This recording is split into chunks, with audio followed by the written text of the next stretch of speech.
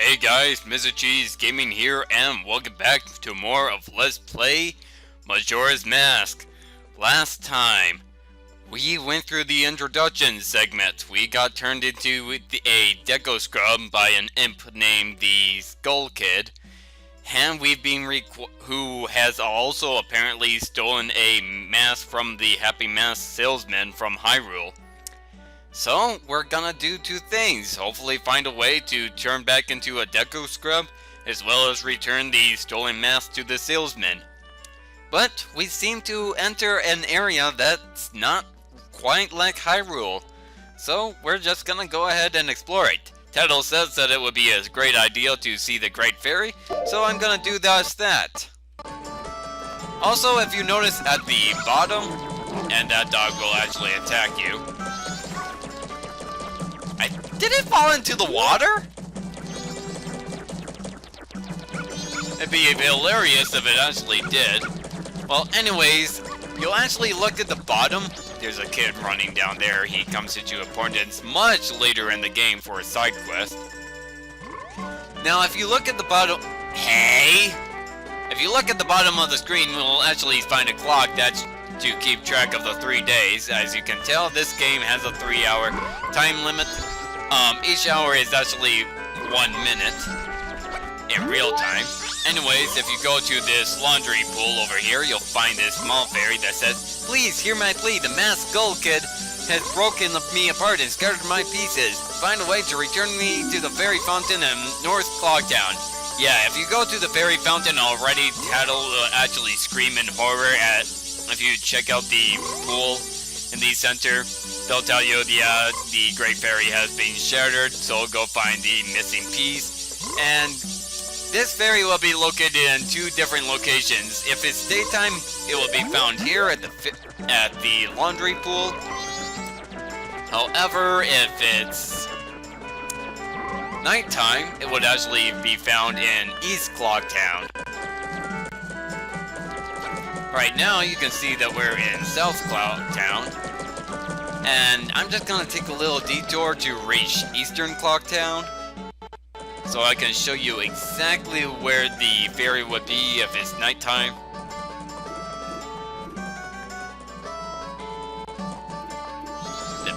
That fairy would actually be flying around here, and you're gonna actually have to take the flower over here and fly your way to it, because it's going to be too far ahead. Well, flying up too far. It's flying too high for you to reach, so you're gonna have to use the Deku Flower and soar right to it. Anyways, here we are at North Clocktown. And if we go to the gate right here and try to exit, this guard would stop you. Speak to him. "Wait a minute, Deku Scrub. Have you some errands in the mountains? It's dangerous outside the town walls, and I cannot allow a child like you to go out alone. Until you are old enough to carry a weapon, you cannot pass through here without being accompanied by an adult." Oh well, apparently we're too young, so we're actually gonna have to be kept out of town. Actually, Link is 13 in this game. Yes, Majora's Mask actually takes place 3 years after Ocarina of Time, not 1 year. Oh no, the Great Fairy! Well, don't worry, we found the Great Fairy's missing piece, so now we can finally get her together. The fairies combine to form... Pointy Boobs! Pointy Boob Naked Lady! Well, she's not entirely naked, she's covered in vines, which serve kind of like clothing. "Tattle, and you, young one of the altered shape, thank you for returning my broken and shattered body to normal. I am the Great Fairy of Magic. I thought that masked child was helping me, and I grew careless. All I can offer you now is this. I shall grant you magic power as a sign of my gratitude. Please accept it."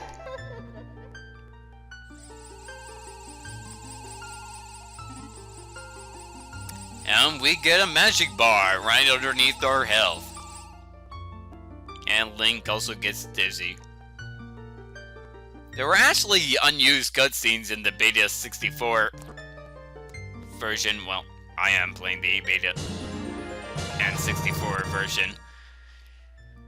In the beta version of this game, there was actually a cutscene that had the fairy trying to go put Link into various training segments before he can get magic power, but it being cut out. Anyways, you've been granted magic power. In your current form, press B to shoot Bubble Blast. Press and hold B to shoot Big Bubble. Press B to shoot it. Your magic power will decrease when you shoot. Replenish it with magic bars and potion. You can find that in plants, and you can find magic jars by defeating enemies, and sometimes you can find them in grass. You can also get potions from shops that we won't get into much later in the game, simply because we don't have access to them yet. The man who lives in the observatory outside of town may know of the Skull Kid's whereabouts, but be careful. You must not underestimate that child's power, kind young one. If ever you are returned to your former shape, come see me. I shall give you more help. And if you ever run out of magic or health or such, or low on it, you can run back here and she'll heal you. Anyways, let's go ahead and trill our way out there. And it seems like there's this kid who seems to be blowing bubbles at that, mask over there. What do you want, Shrimp? I'm busy practicing my blowgun. Ooh, badass. If you can't blop that devil, then don't mess with Jim. Well, if we hold down B and A, we can go ahead and shoot that bubble for him. Apparently, the bubble is mightier than your blowgun. Are you the one who just popped that up there? Not bad for a deco scrub. Hey, that's racist. Actually, from seeing other people's playthrough of this game, it seems like there's a lot of some racist archetype undertones here. Like the Echo Scrub almost looks like one of those painted guys that used to act back in like the 20s that are now known to be racially offensive if you dare even mention them, and I mentioned them. Okay then. We shouldn't forget history, even the most offensive kind in my opinion. Anyways, we Bondbirds have a hideout that leads to the observatory outside of town. You need a code to get in. Maybe I'll tell you what that is. But don't think you're getting it that easy. I can't tell you what the code is. You'll have to pass my test first. Are you ready? Yes. Alright, line up, guys. Ooh, he has a crew. If you can find all 5 of us by tomorrow morning, I'll teach you the code. Are you ready? I love that last guy. Anyways, you can actually hear where the kids are. You can just go run up and attack them. Sometimes they'll be stupid and run right into the exits. Sometimes they'll run into you. Come on, kid, hurry up and run right into me. Man, I never had this trouble in previous playthroughs. I was hoping he would run into me because he was cornered. Shut up, Tail. And he did run into me. Only 4 left. The leader is actually by the slide over here. Let's see if I can throw right into him. Woo! Much easier than your comrade over there. Ah, you got me. Only 3 left. Now the locations of the other 2 are gonna different from the 3DS version. I'll post on screen where the 2 are in the 3DS version. But I do remember where the other ones are here. Now you'll actually hear a chicken. What many people don't actually know is that there is a bomber guy over there. But what many people don't realize is that you can actually shoot the chicken.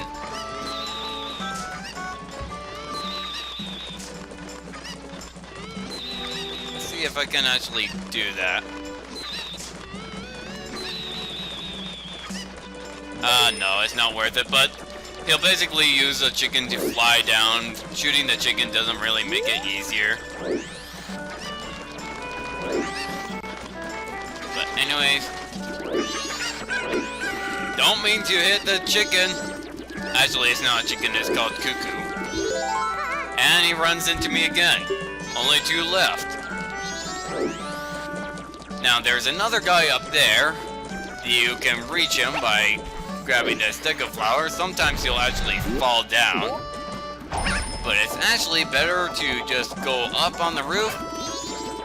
And you'll corner him that way. Only 1 left, and I know exactly where that 1 left is. He's actually in West Clocktown. In the 3DS version, there's actually 2 hiding in the West Clocktown underneath boxes, and there will be 1 in the laundry pool as well. That's how it's gonna differ, and I did not mean to go to the laundry pool. I wanted to go to West Clocktown. To get to West Clocktown, you actually have to take the lower entrance. There's actually a stairway, and it takes you up to a higher platform, and the cutscene already reveals his location. He's just walking around casually, and that actually makes him the easiest to find. So, that guy over there that I just passed comes into much importance later. You finally got me. You're pretty good for a Deku scrub. If only you were human. Then I could give you an original Bomber's notebook and make you a member. What do you guys think? No way, no scrubs! Man, there are a lot of racists here. Racism isn't good, guys. Like, be a bit more open. I guess not. Once we let some kid who wasn't human join our gang, and boy, did we ever regret it. Sorry. Okay, so it's justified racism? Well, it's not entirely justified, but we're trying to justify it. Well, for something that apparently, Stalkid did. Not Stalkid, it's Skull Kid. I always wanted to pronounce it as Stalkid. You know, like stalks. Like stalks of corn, but... Oh, wow! As if not racist? Sheesh. I really don't mean to be like that. But I'll teach you the code, just like I promised, so I can only tell you once, though, so pay close attention. Are you ready? Turn around. And the code is 21543. By the way, the code is different for each save file, so you can't just go into my Let's Play and figure out the code that way. So basically, you want to write it down. Luckily, I have Notepad open, so I'm just gonna go right ahead and type it out. It's 21543. There you go. And the entrance is in East Clocktown. Nice. So, what I'm gonna do is head right over to East Clocktown. No, I'm gonna go to West Clocktown simply because there is something there that is of somewhat importance. Something I want to show off before I actually close out the video. And it's getting close to nighttime. Oh, the dog is getting close to me. Will it tackle me? No, it won't, because I went to another screen. Haha. Anyways, the Bombers guys will now be walking around and they'll give you advice. But anyways, the person that I think is important is this guy right here. Actually, is it a guy? It's a woman. I know they're different genders and actually different games. So I'll just call it man, woman, or woman, man, or... I'll just call him the banker. Hey there, little guy, would you like to deposit rupees? Nowadays, even if people have money, they don't deposit any. Nothing. So for a limited time, I'll give you a special gift based on how much you deposit. For example, if you deposit 200 rupees, you get an item that holds a lot of rupees. Basically, we can only carry 99 rupees, so we're gonna have to collect 99 and deposit it. Basically, he'll give you, if you collect 200 rupees, he'll give you the adult's wallet, which allows you to carry up to 200 rupees. So I'll deposit my 13, which for some reason he actually does say that it is a lot. If you deposit less than 10, he'll say, oh, that's hardly a dollar. So man, he has very strong opinions. Well, polar opinions, I should say. Like it is, Got it. I won't forget your deposit. Let me stamp you with my special ink. Hey, relax. It doesn't leave any marks, and it's not gonna hurt. And he marks us with ink. Not a good way to keep track of your customers. I mean, for peace sakes, you can take a red pen and write and some saliva, and you can get free access to the state fair. And now that I said that, we know that the state fair isn't gonna be funded this year. And that's gonna be all my fault. Well then. Now I know when to see you, alright guys? So basically it would be a good idea to go out and grind for some rupees. A good place would be at Northern Clocktown. Anyways, I'm gonna go ahead, head off to East Clocktown, and HA! You missed! Simply because that's where the bomber guys are, and it seems like it's about to be nighttime. And as nighttime approaches, it gets darker. So, if you like this video, go ahead and leave behind a like, subscribe to follow this Let's Play, and I'll see you guys next time.